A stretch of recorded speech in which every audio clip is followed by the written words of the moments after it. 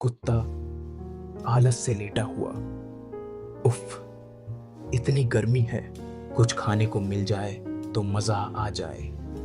बंदर उछलते हुए, अरे दोस्त, पेड़ पर आम लगे हैं, चलो खाते हैं। तू तो कूद कर ले आएगा, मुझे क्यों चढ़ना? ठीक है, मैं तो लाता हूँ, लेकिन आधा मैं खाऊंगा। बंदर आम तोड़कर लाता है। कुत्ता लालच में भागता है, लेकिन आम का बड़ा हिस्सा बंदर खा लेता है। कुत्ता पछताते हुए, काश थोड़ा मेहनत कर लेता,